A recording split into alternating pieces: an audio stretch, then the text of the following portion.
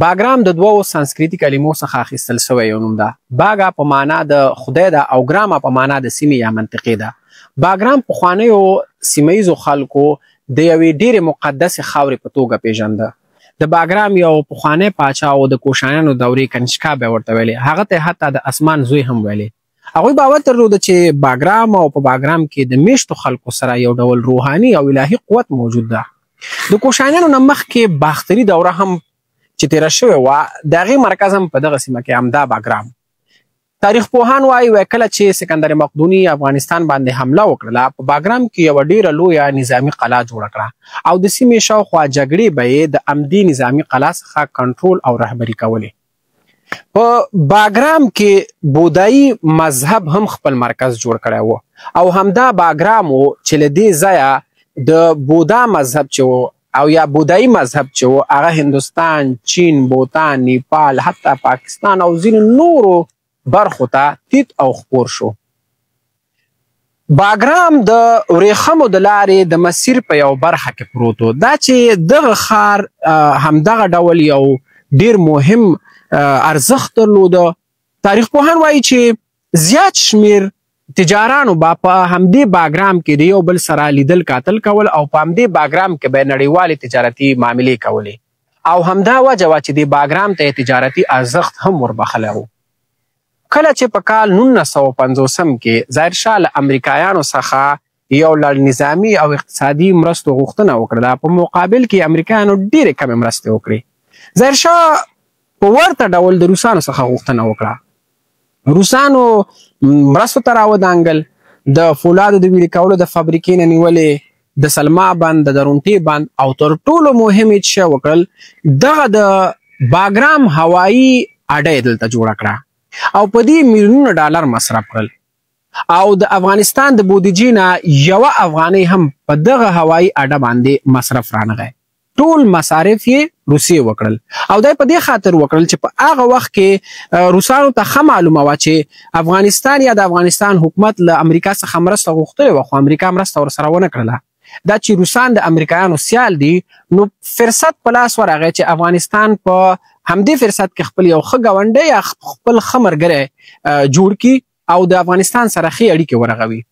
کله چې په کال 1999 کې روسانو په افغانستان باندې برید وکړ، د باګرام هوایي اډه یې د خپل یو تر ټولو مهم نظامي مرکز باندې بدله کړه او له همدې باګرام څخه یې ګڼ شمېر نظامي عملیات رهبري کول.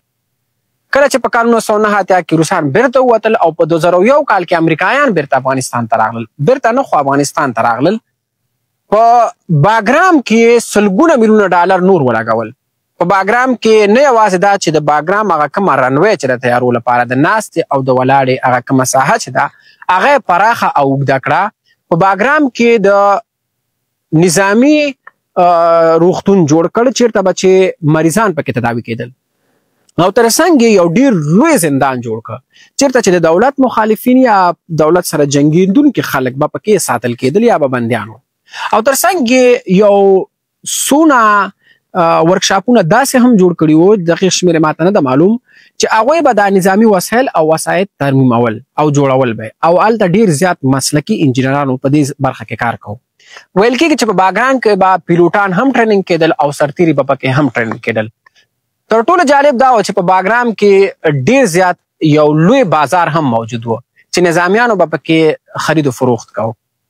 نو دا چې باګرام په اوس وخت کې د خبرونو سرټکی ده، د هغې دلیل دا ده چې ټرمپ وایي چې د باګرام له اډې څخه د چینایانو اتومي بټۍ چې دي هغه 1 ساعت فاصله لري او په ورته ډول ایران یو ډېر زیات مهم هیواد ده چې منځني ختیځ کې ډېر پراخ نفوذ لري، که هغه سیاسي وي، که هغه مذهبي وي، که هغه نظامي وي. او همداشان پاکستان چې اټومي پاور ده یا قدرت ده او په سیمه کې په شکل د اشکالو تاثیر موجود ده او ترڅنګ چین او روسیه ده، نو دغه څو قدرتونه چې په دې سیمه کې پراخ نفوذ او تاثیر لري او د سیمې حالات هم د دوی د پالیسیو څخه متاثره کیږي، نو امریکا لپاره دا د باګرام اډه په همدې خاطر مهمه کیږي تر څو په ډیر اسانه ارزانه شکل باندې دغه هیوادونه د خپل سار او کنټرول فکر وکړئ طالبانو د امریکایانو سره معامله وکړه او د باګرام هوایي اډې امریکایانو ته ورکړله او امریکایانو خپل نظامیان دلته راوستل، تیارې، تجهیزات او خپل هغه د CIA استخبارات یې ټول باګرام ته راوستل تر څو سیمه کنټرول کړي، تر سر لاندې راولي. نو څه به وشي؟ سوال دا ده، اول دا چې د افغانستان دغه کومه نسبي سیاسي خپلواکي ترلاسه کړې دا به تر سوال لاندې راسي. په دویم قدم کې به امریکا د طالبانو اوسنی حکومت په رسمیت وپیژني او نور زیات هیوادونه به یا مجبور کی او یا به قانع کی چې د طالبانو اوسنی حکومت په رسمیت وپیژني. په دریم قدم کې به د طالبانو د اوسنی نظام خارجه پالیسی د امریکا په خوا خي او د داخلي سیاست کې به پریکړې هم د 80 نه تر 80 سلنه پورې د امریکایانو په خوا باندې. د هغې نه وروسته به د افغانستان سره د چینایانو، د ایرانیانو او د روسانو اړیکې د اوس په څیر نشي، د دې نه به کمرنګه شي او د امریکایانو موجودیت به یو شمیر کړی یا یو شمیر خلک دا بهانه کړي چې افغانستان چې دا اشغال ده او د امریکایانو پر ضد به روانه خپله جګړه جهاد وبولي. دا ډله به د روسانو، چینایانو او ایرانیانو لخوا تشویق سي.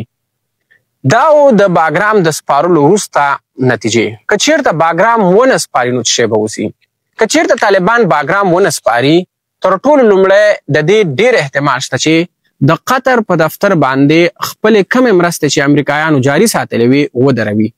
د قطر په دفتر به قیودات وضع کړي. په دویم قدم کې به هغه کڅوړې بالخصوص هغه 40 میلیونه ډالر چې هره اونۍ طالبانو ته امریکایان ورکوي هغه به پرې ودروي. په چابهار بندر باندې به د افغانستان اقتصادي کومه پانګونه چې شوی، کوم واردات چې کیږي په هغه کې به کموالی راسي او دا کار به امریکایان د هندوستان او د ایران په فشار راوړلو سره وکړي. په دریم قدم کې به پاکستان مجبور کړي چې په تورخم او سپین بولدک کې هم په اقتصادي شکل باندې په افغانستان باندې فشار وارد کړي او هغه هیوادونو باندې به فشارونه راوړي چې د طالبانو سره یې نیکې اړیکې دي تر څو دوی کنټرول کی یا تر فشار لاندې وساتي. امریکا که څه هم یو څو ورځې مخکې دا خبره کړې ده چې دوی به خپل استخباراتي معلومات د طالبانو پر ضد چې کوم مخالفین دي او جنګیږي ورسره شریکوي. د دې نه وروسته به امریکایان ټولو هغو خفه سیاستوالو سره خپلې اړیکې پراخه کړي چې د طالبانو پر ضد جنګیږي او یا هم په نورو هیوادونو کې سیاسي فعالیت کوي.